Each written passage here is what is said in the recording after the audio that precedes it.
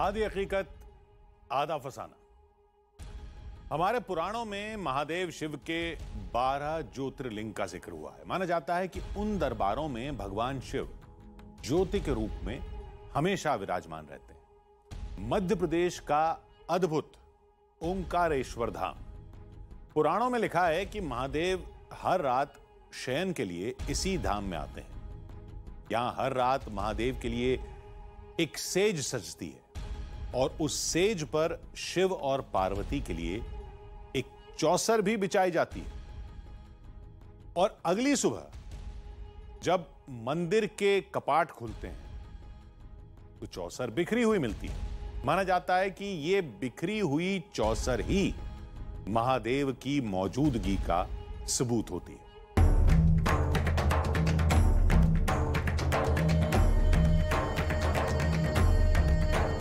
तमाम उलझनों के बीच हमारा सफर शुरू हुआ।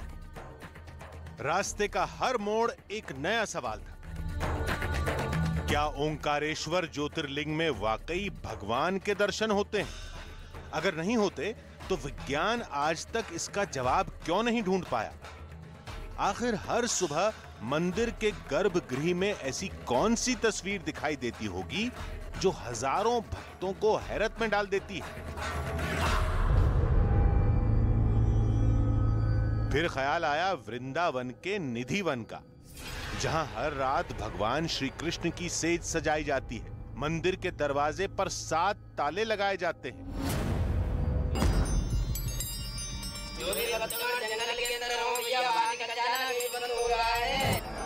और अगली सुबह रंग महल का सारा सामान बिखरा हुआ मिलता है। दावा होता है कि ये पिछली रात रंग महल में श्री कृष्ण की मौजूदगी का सबूत है। ये पान और दातुन देख रहे हो? राधा रानी की साड़ी श्रृंगार वस्तु, ये देखो लड्डू का भोग। इतना साफ था कि ओंकारेश्वर में हमारा सामना भी भगवान की एक ऐसी ही लीला से होने वाला था। इन सवालों से लड़ते झगड़ते आखिरकार हम ओंकारेश्वर धाम पहुंच गए। नर्मदा की इन पवित्र लहरों की दूसरी तरफ ओंकारेश्वर ज्योतिर्लिंग हमारे सामने मौजूद था और वहां तक पहुंचने के लिए हमें नदी के उस पार जाना था।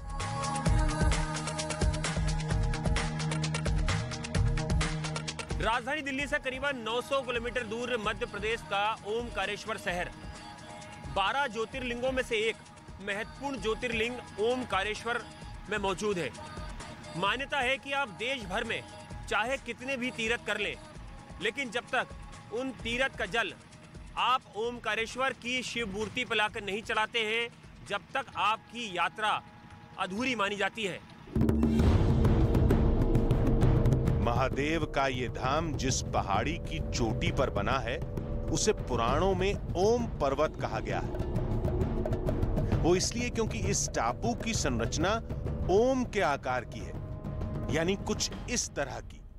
ओंकारेश्वर ओम आकार के पर्वत पे बना हुआ है। मां नर्मदा की जलधारा के बीच ओंकारेश्वर भगवान स्वयं जलाधारी के रूप में यहाँ पर विराजमान है। महादेव के इस धाम में रोजाना अच्छी खासी भीड़ होती है। हम सोमवार के दिन पहुंचे थे, इसलिए भक्तों की गिनती थोड़ी और भी ज्यादा थी। इस पवित्र नर्मदा नदी के किनारे बसा ओमकारेश्वर मंदिर 12 ज्योतिर्लिंगों में से एक है। मान्यता है कि चारों धाम की यात्रा इस ज्योतिर्लिंग के बिना अधूरी है। पुराणों के मुताबिक राजा मानधाता ने ओमकारेश्वर मंदिर की स्थापना की थी, जिन्हें भगवान राम का पूर्वज भी माना जाता है। यह मंदिर जितना वेदकालीन है उतना ही चमत्कारी भी है। मंदिर के आसपास तमाम लोग मिले जो सिर्फ इस धाम के चमत्कार में विश्वास ही नहीं रखते, बल्कि कई बार उस चमत्कार को अपनी आंखों से देख चुके हैं। उन्हें पूरा यकीन था कि आज की रात भी गर्भगृह में जो चौसर सजाई जाएगी वो अगली सुबह बिखरी हुई मिलेगी। यहाँ आते हैं, चौपड़ खेलते हैं और पूरा सामान बिखरा मिलता है। सुबह जब पंडित देखते हैं तो वो शाम को बिछाते हैं और सुबह बिखरा मिलता है। जब सुबह मंदिर खोला जाता है तो वो चौसर बिखरी हुई वहाँ पर मिलती है। ओंकारेश्वर धाम की कहानी का एक रिश्ता आदि शंकराचार्य से भी है। बताया गया कि मंदिर के इस गर्भगृह के ठीक नीचे एक गुप्त गुफा है और आदि शंकराचार्य उस गुफा से महादेव के दर्शन करने जाते थे।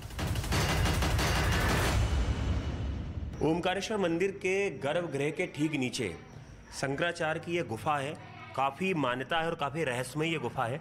इसमें एक ये गुप्त रास्ता है जो सदियों पहले खुला हुआ था। बताते हैं कि जो गुरु शंकराचार्य हैं वो यहाँ से नदी में, जो नर्मदा नदी है और कावेरी नदी जो है, वहाँ पर स्नान करने के लिए जाते थे और उन्हीं के लिए ये गुप्त जो रास्ता है वो निर्मित किया गया था, प्रकट हुआ था। और यहाँ से वापस सुबह प्रातःकाल का स्नान करने के बाद जो शंकराचार्य हैं वो इसी रास्ते से अपना जो मुख्य गुफा का जो स्थान है यहाँ पर अपनी साधना करते थे, जहाँ पर आप देख सकते हैं उनकी मूर्ति भी लगी हुई है। गुफा वाकई अद्भुत है। इस गुफा को लेकर कई रहस्य भी बताए गए, लेकिन सोचा इसकी पड़ताल कभी और करेंगे। फिलहाल ओंकारेश्वर धाम के चमत्कार को देखना ज्यादा जरूरी था।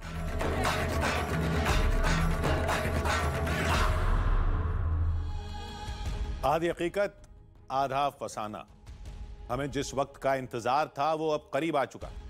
हमें बताया गया कि कुछ ही देर बाद ओंकारेश्वर धाम में शयन आरती शुरू होगी। यह आरती पूरी तरह गुप्त होती, यानी मंदिर के पुजारी और कुछ सेवकों के अलावा किसी को भी उस आरती में जाने की इजाजत नहीं होती। कुछ देर के लिए गर्भगृह में लगे सीसीटीवी कैमरे भी बंद कर दिए जाते हैं। आरती के बाद महादेव का शयन कक्ष तैयार किया जाता है।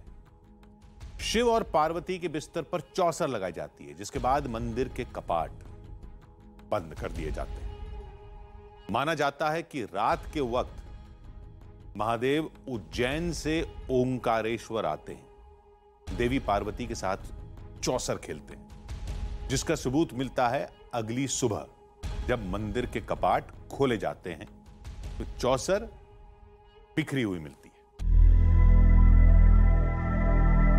सूरज बादलों में छिप रहा था।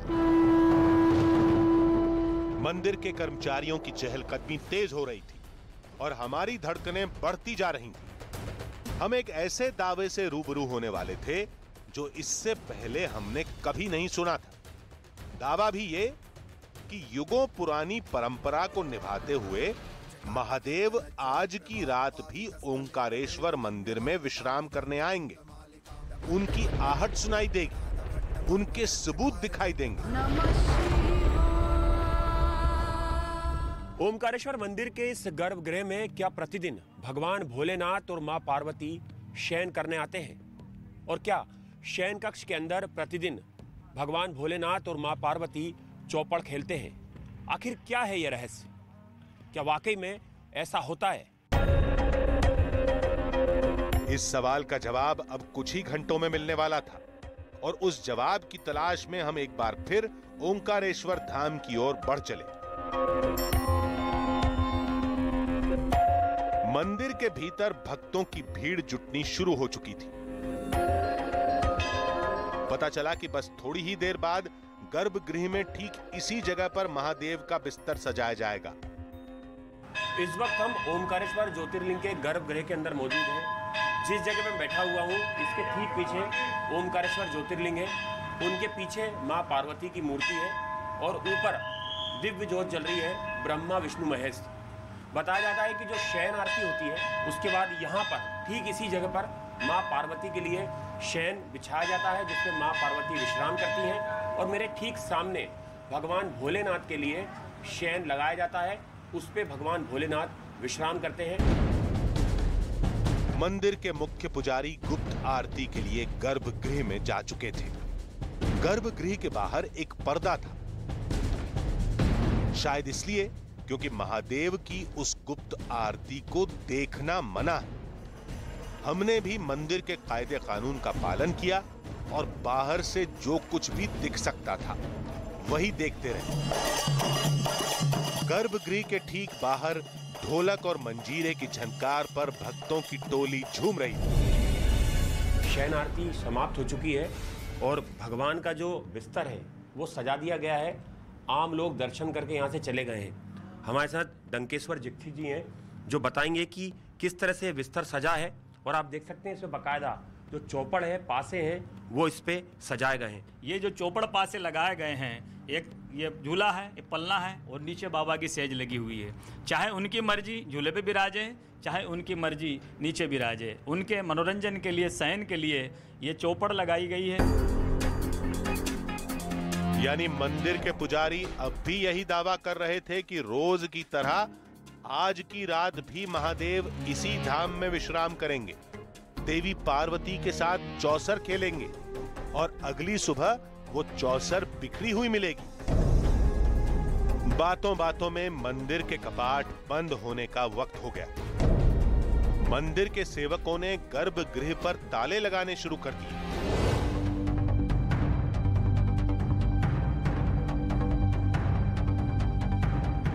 गर्भगृह के बंद दरवाजों को एक लाल चादर से ढक दिया गया। बताया गया कि गर्भगृह की ये चाबी उस पुजारी के घर पर सौंप दी जाएगी जिन्हें अगली सुबह महादेव की आरती करनी है। चंद घंटे की आधी अधूरी नींद के साथ हमने मंदिर के पास ही रात बिताई और अगली सुबह तय वक्त से कुछ देर पहले ही मंदिर में दोबारा आ पहुंचे। कपाट खुलने में अभी वक्त था, इसलिए हम मंदिर के चबूतरे पर ही इंतजार करते रहे। सब कुछ वैसा ही था जैसा हम रात में छोड़कर गए थे। कुछ देर के इंतजार के बाद ओंकारेश्वर धाम के पुजारी आ गए। गर्भगृह की चाबी उनके हाथ में थी। मंदिर के कर्मचारियों के लिए यह सब कुछ जैसे रोज की बात थी, लेकिन हमारे लिए सब कुछ नया था। धीरे धीरे मंदिर के ताले खुलने शुरू हुए। बारी अब गर्भगृह तक पहुंचने की थी। हर बढ़ते कदम के साथ दिल की बेकरारी भी बढ़ती जा रही थी।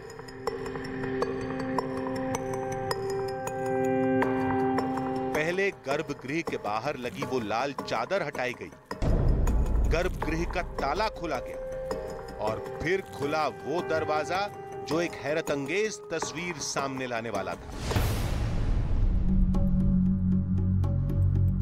जैसे ही हमें गर्भगृह के भीतर की पहली तस्वीर दिखाई दी, आंखों पर यकीन नहीं हुआ। चौसर और पासे पूरी तरह बिखरे हुए थे। सब कुछ बदल चुका था।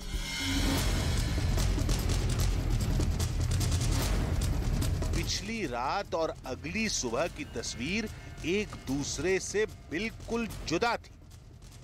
चंद घंटे पहले मंदिर के पुजारी ने हमारी आंखों के सामने ही चौसर और पासे को सजाया था, लेकिन सुबह जो तस्वीर दिखी उसमें चौसर पूरी तरह बिखरी हुई थी। जो दिखाई दे रहा था उस पर यकीन करना बहुत मुश्किल था, लेकिन जो आंखों के सामने था उसे खारिज कर देना उससे भी ज्यादा मुश्किल हो चुका था।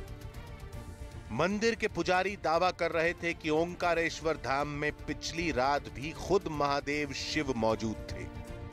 रोज की तरह आज की रात भी चौसर खेली गई थी और सुबह की तस्वीर उसी चमत्कार का सबूत है। यहाँ पर विराजित होते हैं और यहाँ की मान्यता है कि रात्रिकालीन में भगवान शिव और पार्वती आते हैं, प्रतिदिन आते हैं। कल रात में भी आए? बिल्कुल आए। चौसर भी खेली? बिल्कुल खेली है। मंदिर के पुजारियों का दावा जैसे एक बार फिर सच साबित हुआ था।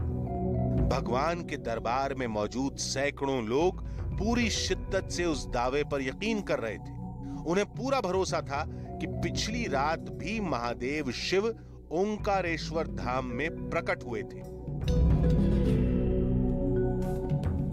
गर्भगृह के अंदर कुछ क्षणों पहले ही सुबह 5 बजे जो गुप्त मंगल आरती होती है वो संपन्न हुई है और उसके बाद जो श्रद्धालु हैं वो यहाँ पर भगवान भोलेनाथ के दर्शन कर रहे हैं। सदियों से आस्था का यह सिलसिला यूं ही ओमकारेश्वर ज्योतिर्लिंग में चला आ रहा है और गर्भगृह के चमत्कार हम पहले ही आपको बता और दिखा चुके हैं। ओमकारेश्वर धाम में पिछली रात जो कुछ भी हुआ वो कैसे हुआ, क्यों हुआ, हम चाहते तो तर्कशास्त्र के नजरिए से इस पहेली को सुलझा सकते थे, लेकिन भगवान के दरबार में करोड़ों भक्तों की आस्था को देखते हुए ऐसा करना शायद जायज नहीं था। इसलिए हम आपके सामने सिर्फ वही तस्वीरें लेकर आए जो हमने अपनी आंखों से देखी।